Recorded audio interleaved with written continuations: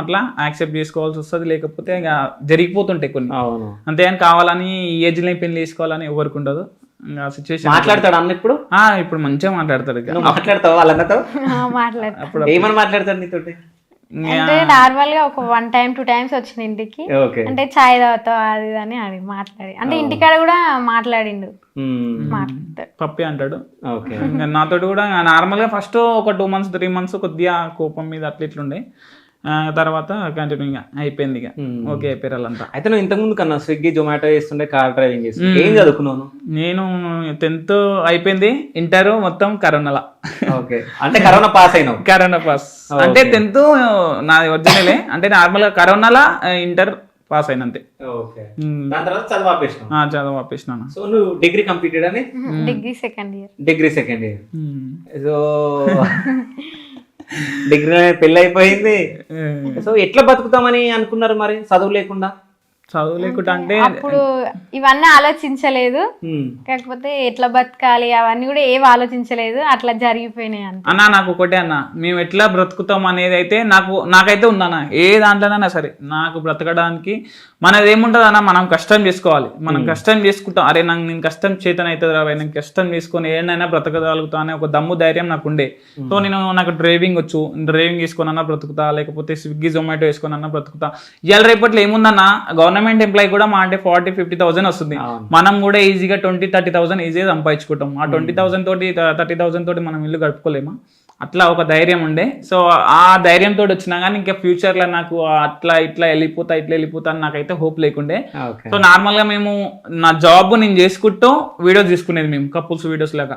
ఇన్స్టాగ్రామ్లో నేను నార్మల్గా జాబ్ వేసుకుంటా వీడియోలు తీసేది. సో అది అనేది ఏమైందంటే కొంచెం గ్రోత్ వచ్చి కంటిన్యూ చేసినాం. అట్లా నేను గ్రోత్ రావడం వల్ల కంటిన్యూ చేసే వరకు అది ఇంకా కొద్దిగా రిజల్ట్ ఎక్కువ వచ్చింది. యూట్యూబ్లకు నార్మల్గా వచ్చినాం మేము, ఇన్స్టాగ్రామ్లో నార్మల్గా వీడియోలు తీసుకుంటుండే. యూట్యూబ్లో ఏదో చేద్దాం, అందరూ చాలా మంది కపుల్స్ వేసారుగా, మనం కూడా చేద్దాం, ఒకసారి ట్రై చేద్దాం ఎట్లుంటుందో రిజల్ట్ అన్నట్టు ఒక 2-3 వీడియోస్ పెట్టినాం. మంచి రిజల్ట్ వచ్చింది. ఒక 2 months 3 monthsలో మాకు ఒక 50K సబ్స్క్రైబర్స్ వచ్చారు. అట్లా కంటిన్యూగా ఎక్కువ వచ్చేసారు. ఇక సో మీరంటే హ్యాపీగా మా పెళ్లి చేసుకున్నారు, మీ ఇంటికి పోయారు, అక్కడ మీరే అంటే ఉండలేకపోయారు, మళ్ళీ హైదరాబాద్ వచ్చి ఇక్కడ రూమ్ తీసుకున్నారు.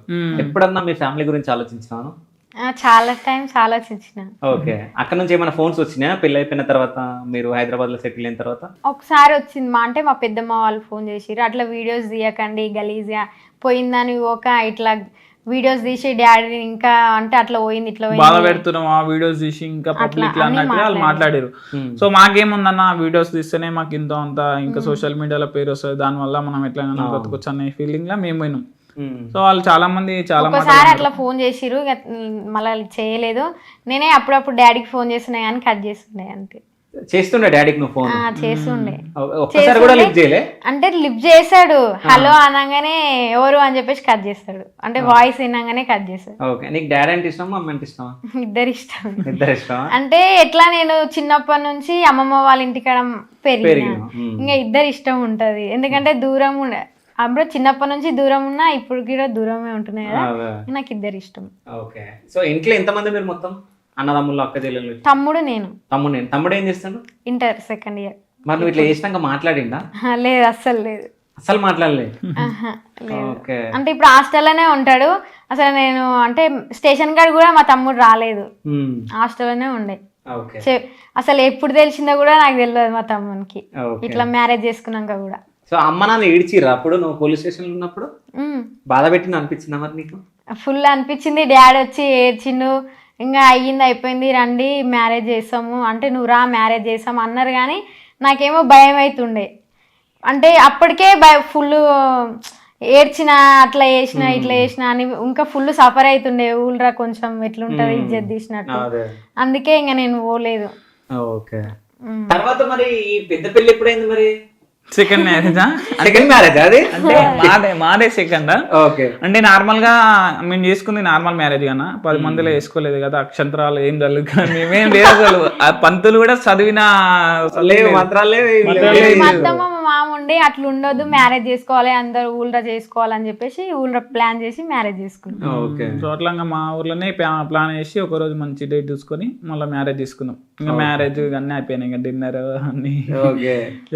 అప్పుడు కూడా డాడీకి ఫోన్ చేసినా గానీ వాళ్ళు రాలేదు. మేము రాము, మీరంతలో మీరే బతకండి అట్లా అన్నారు. మీరు పెళ్లి చేసుకోరు, ఇంకా మీరు బ్రతకండి, మాకు సంబంధం లేదు, మీరే ఫోన్ మాట్లాడారా లేకుంటే మీ ఏమన్నా తోటే మాట్లాడిస్తున్నాం. ఎందుకంటే మంచిగా ఉండురి అని అన్నాడు. ఎవరు మీ నాన్న సీరియస్ గానే మాట్లాడతాడు కానీ మంచిగా బ్రతకండి అని ఒక వాడ అన్నాడు. కానీ మీద ప్రేమ ఉంది కానీ ఇంకా 10 మందిలో నా బిడ్డ అంటే ఆయన ఎట్లుంటాడు అంటే ఇలా డాడీ ఏమో చెప్పినది నాకు స్టోరీ నాకు తెలియదు. ఊర్లో ఒక సర్పంచ్ ఎట్లనో ఆ సర్పంచ్ టైప్ లో ఇలా డాడీ కొద్దిగా పెద్దవాళ్ళకు కొద్దిగా రెస్పెక్ట్, పెద్దవాళ్ళు ఇలా డాడీకి రెస్పెక్ట్ ఇస్తారంట. 10 మంది చిన్న పంచాయతీ ఉన్నా ఏదైనా ఉన్నా వీళ్ళ డాడీ తోటి సాల్వ్ చేయించుకుంటారంట. సో అట్లాంటిది మీ బిడ్డనే ఏంది నువ్వేందిరా 10 మందిలో వచ్చి మాట్లాడేది అన్నట్టుగా చిన్నతనం చేసినావు అన్నట్టుగా అలా డాడీకి ఈమె మీద కోపం, అంతే తప్పించి ఇంకెట్లాంటి కోపం లేదు. నార్మల్ గా ఎవరికైనా ఉంటది కానీ ఆ ప్లేస్ లో మనం ఉన్నా అదే కోపం ఉంటది. అంటే ఇంత చిన్న ఏజ్ లా అంటే మీరు ఒక రూమ్ తీసుకొని ఇట్లా నీకు వంటొచ్చా ఫస్ట్ నుంచే?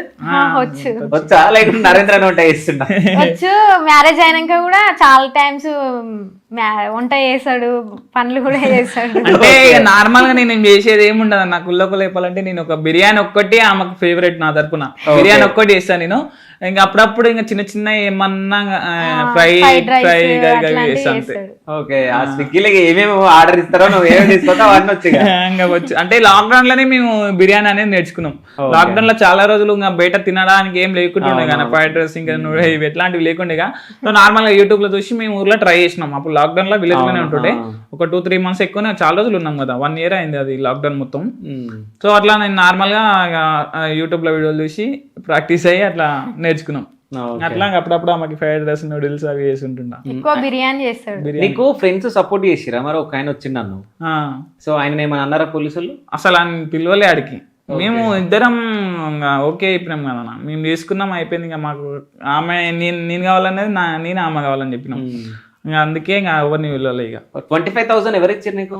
ఒక అన్న ఉంటాడు మా ఏం పేరు అన్న పేరు? ఇప్పుడు చెప్పొచ్చు కదా. ఇప్పుడు ఇంకా పేర్లు వద్దులే అనంగా. సో ఇచ్చేసిన 25 ఎమ్మడి ఇచ్చేసిన నేను ఒక 1 month 2 months ఇచ్చేసిన. ఓకే. సో పెళ్లి కాగానే నువ్వు ఇక్కడికి వచ్చి మళ్ళీ స్విగ్గీ జొమాటో కార్ డ్రైవింగ్ చేసుకుంటా ఇంకా మీరు జర్నీ స్టార్ట్ అయింది. ఇదే రూమా? ఇది పక్క రూమ్ లో ఉండే. ఈ పక్క రూమ్ అది ఇంకా చిన్నగా అవుతుంది. అది మాకు మెయిన్ ఇంకోటి ఏంటంటే వీడియోస్ కి ఇబ్బంది అవుతుంది. మాకు ఒక హాల్ ఇంకా ఒకటి ఉంటే బాగుంటది అన్నట్టుగా హాల్ ఉంది కానీ చిన్న ఉంది. అది అందులో నుంచి ఇందులో షిఫ్ట్ అయిపోయినాం అంతే. అంటే ఇంత చిన్న ఏజ్ లా అంటే ఒక ఫ్యామిలీని ఎట్లా నడిపించాలి అవన్నీ నీకు తెలుసా? ఇంకా తెలుసా అంటే ఇక చూస్తున్నాం కానీ సోషల్ మీడియాలో చాలా మందిని చూస్తున్నాం. వాళ్ళని చూస్తుంటే మనకు అర్థం అయిపోతుంది. ఇవాళ రేపట్ల చిన్న చిన్న పిల్లలు మంచి మంచి మెచ్యూర్డ్ మైండ్ తోటి ఉంటారు. ఇక మనం కూడా అదే స్టేజ్ లో ఉంటున్నాం. సో అట్లా నార్మల్ గా నాకు అర్థం అయిపోతుంది. ఇక ఫస్ట్ నార్మల్గా మనం అయితే నార్మల్గా మ్యారేజ్ చేసుకోక ముందుకు ఏం అర్థం కాదు. మ్యారేజ్ చేసుకున్నాక బరుగు బాధ్యతలు అనేది అర్థం అయిపోతూనే ఉంటాయి. సో అట్లా నేను కంటిన్యూ చేసుకుంటూ వస్తున్నాయి. ఓకే. కాదు ఇప్పుడు నేను ఈ గురించి ఎంక్వైరీ చేసినప్పుడు ఈ బరువు బాధ్యతలు అన్నావు చూడు, ఇవి పెళ్లి కాక ముందు నుంచే నువ్వు ఉండేనంట కదా నీకు? పెరుగు ఉండేనా బరువు బాధ్యతలు అంటే మా ఫ్యామిలీకి అయితే నా తరపున నేను చూసుకునేది. వాళ్ళని మంచిగా చూసుకునేది. నార్మల్గా వాళ్ళకి బాధ అనేది లేకుండా చూసుకునేది.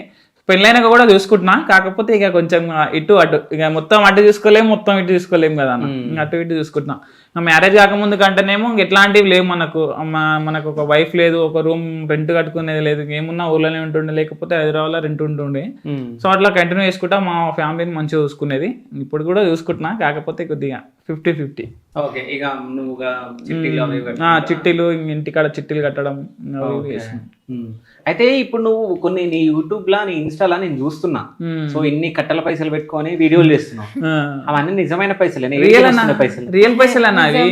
కాబట్టి అట్లా పెట్టినాం. లేకపోతే అవి ఎందుకు పెట్టిన అన్ని పైసలు అంటే అది నావీ యాప్ అనేది కొత్తగా వచ్చింది అన్న, లాంచ్ అయింది. అది దాంట్లో రిఫర్ మనీ ఫర్ ఒక రిఫర్ కి 100 rupees వస్తున్నాయి. సో అట్లా మనం ఎంత మందికి రిఫర్ చేసుకుంటే అన్ని 100s లేక వస్తున్నాయి. నేనేం చేసిన రిఫర్ అనేది లింక్ తీసుకొచ్చి నా ఇన్స్టాగ్రామ్ బయోలో పెట్టుకున్నా.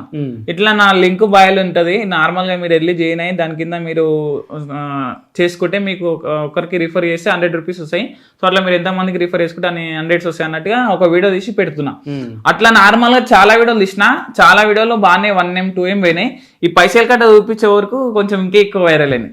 ఆ పైసలు అనేది చూపించదు, కాకపోతే నేను ఎందుకు చూపించిన అంటే దానివల్ల ఇంకా రీచ్ అనేది ఎక్కువ వస్తుంది అన్నట్టుగా ఆ మనీ చూపించి వీడియో తీసిన. సో అదైతే ట్రస్టెడ్ యాప్, నావి యాప్. దానివల్లనే మాకు ఇప్పుడైతే జర ఇంకా హ్యాపీగా ఉన్నాం దానివల్ల. సో ఎన్ని పైసలు సంపాదించినావు ఆ యాప్ వల్ల? ఇప్పుడు ఆ కట్టెలన్నీ ఎన్ని ఉండే? 8 లక్షలు 10 లక్షలు ఉండేనా? అప్పుడు 15 lakhs ఉండే నా కట్టలు. 15 లక్షలు? 15 లక్షలు. ఓకే. నేను టోటల్ గా సంపాదించింది 50 lakhs అన్న. 50 లక్షలు? 50 లక్షలు యాప్ వల్ల 3 months లా. 3 months లో 50 లక్షలు సంపాదించిన? 3 months లో 50 లక్షలు వచ్చినాయి. ఓకే. ఇంకా దాన్ని యాప్ ఎట్లా తెలుసు నీకు?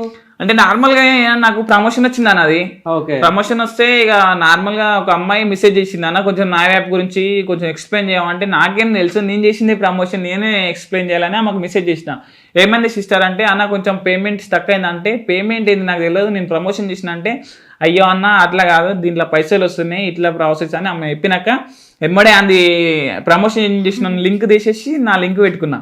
సో అట్లా నాకు పేమెంట్ అనేది వస్తూనే ఉన్నాయి. ఇక అట్లా నాకు కంటిన్యూ అయిపోయింది. ఓకే. సో 50 లక్షలు సంపాదించిన. 50 లక్షలు ఏం చేసినావు? 50 లక్షలు అంటే నేను 30 lakhs పెట్టి సింగిల్ బెడ్రూమ్ ఇల్లు కొన్నాను. ఓకే. 30 lakhs ఏడా? తుర్కెంజల్. ఓకే. తుర్కెంజల్ 30 lakhs పెట్టి కొన్న ఇల్లు. ఇంకా కారు కొన్నా, బ్రీజా కారు కొన్నా. ఓకే. బ్రీజా అంటే ఫైనాన్స్ లోనే కొన్నా. 6.5 lakhs కట్టిన కార్కి. ఇంకా ఏమకి గోల్డ్ కూడా వేయించిన 10 తులాల గోల్డ్. ఓకే. ఇంకా నార్మల్ గా నాకు అప్పు ఉండే కొంచెం, ఒక 2 lakhs దాకా అప్పు ఉండే. అప్పు క్లియర్ చేసుకున్నా. ఇంకా పెళ్లి చేసుకున్నాం, మళ్ళీ రీమ్యారేజ్ చేసుకున్నాం కదా మళ్ళీ. అప్పుడు ఒక 3 lakhs దాకా అయినాయి. ఇంక ఇంట్లో సామాను అంతా పర్ఫెక్ట్, ఇక ఏం లేదు మన ఇంట్లో అన్నట్టుగా ప్రతి ఒక్క సామాన్ తెచ్చుకున్నాం. నిన్ను ఇంటర్వ్యూ చేయడానికి కూడా ముఖ్య కారణం ఏంటంటే, అంటే ఇంత చిన్న ఏజ్ లో పెళ్లి చేసుకున్నా, నీ గురించి నేను తెలుసుకున్నా. ఇంత చిన్న ఏజ్ లో పెళ్లి చేసుకుంటూ పాపను మంచిగా చూసుకుంటుండు, అంటే భార్యను మంచిగా చూసుకుంటుండు, ఇంట్లో ఒక్కోటి తెస్తుండు, ఇన్ని కట్టల పైసలు ఎందుకు పెట్టుకుంటుండు, ఏడికైనా వస్తున్నాయి అని ఎంక్వైరీ చేసినప్పుడు లేదు మనోడు ఇట్లా కష్టపడుతున్నాడు, సో ఇంత చిన్న ఏజ్ లో మొత్తం ఎట్లా ఫ్యామిలీని